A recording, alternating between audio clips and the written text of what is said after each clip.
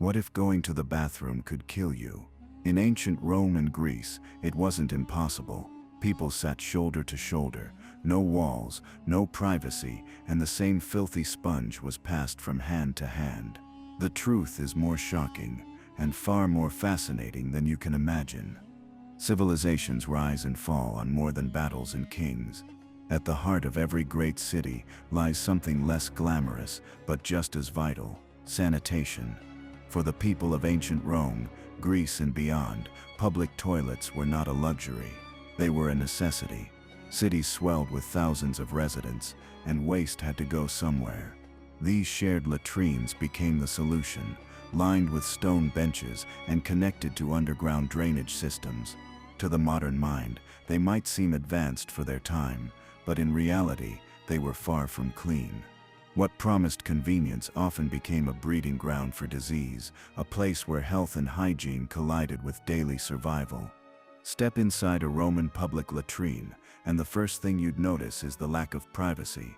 Instead of enclosed stalls, long stone benches stretched across the room, each with neatly carved openings. Dozens of people could sit side by side, shoulder to shoulder, with no barriers between them.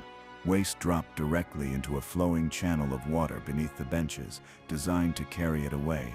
Above ground, marble floors and decorated walls gave the illusion of sophistication, but the reality was far less glamorous.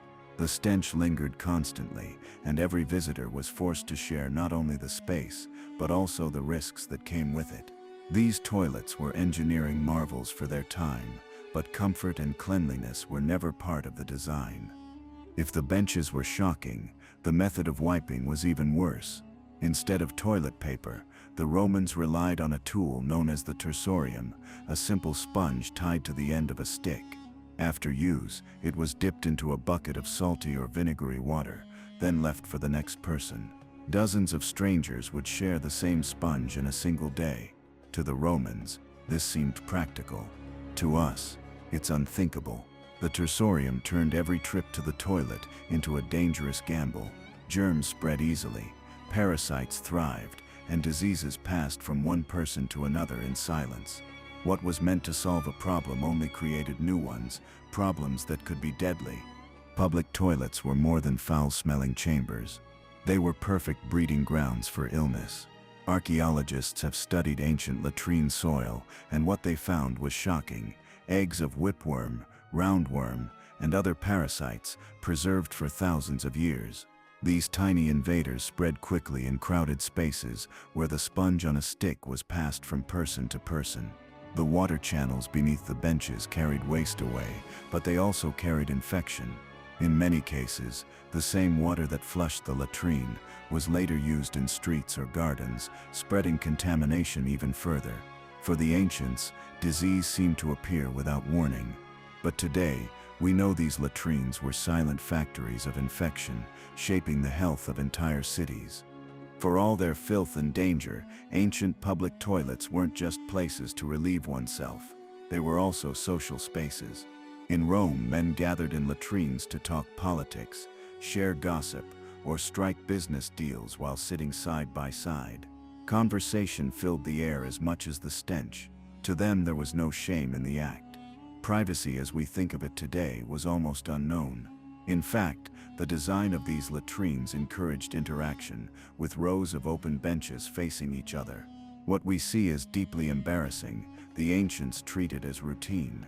The public toilet was a strange mix of necessity and community, a place where daily life continued, even in the most uncomfortable of surroundings.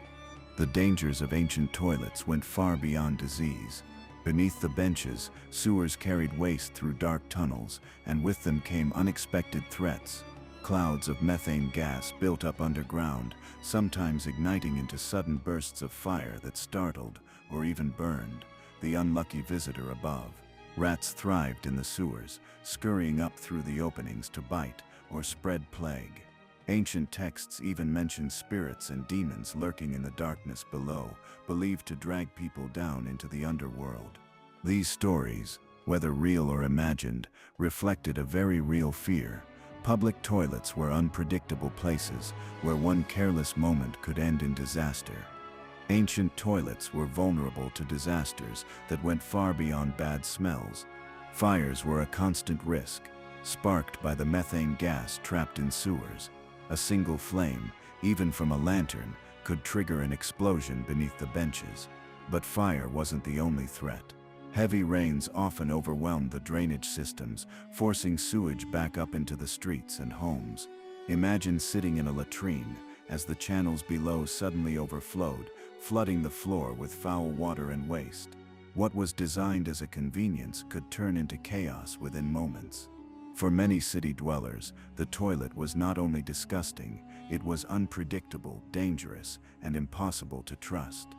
While Rome perfected the large communal latrine, other civilizations had their own approaches to sanitation. In ancient Greece, public toilets were smaller, but followed a similar design, rows of stone seats above drainage channels.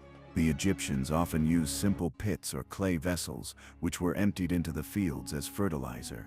In medieval Europe, sanitation regressed.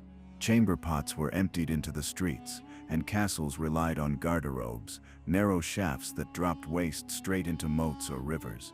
Across the world, from China to the Middle East, solutions varied, but one thing was constant: toilets were rarely private, rarely clean, and often dangerous. The history of sanitation shows that no matter how advanced a society became, the struggle with waste was always one of its dirtiest battles.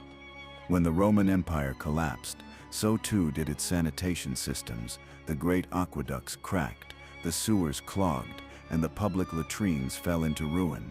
Without the infrastructure to manage waste, cities across Europe plunged into centuries of filth. Human waste filled the streets, water sources became poisoned, and outbreaks of disease spread unchecked. The knowledge of large-scale sanitation was lost for generations, and only much later would modern societies rediscover the importance of clean water and safe toilets.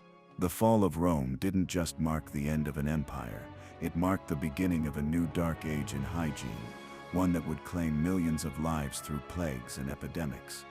The story of ancient toilets is more than a tale of filth and disgust. It is a reminder of how deeply sanitation shaped civilization itself. Rome's aqueducts and latrines were remarkable feats of engineering, but their flaws exposed entire populations to unseen dangers. The collapse of these systems plunged the world into centuries of unsanitary living, proving that progress is fragile. Today, clean water and private bathrooms are things most of us take for granted, yet they remain among humanity's greatest achievements. Behind every gleaming city skyline lies a hidden truth. Our survival has always depended not only on kings and empires, but also on the simplest of human needs and the ways we choose to manage them.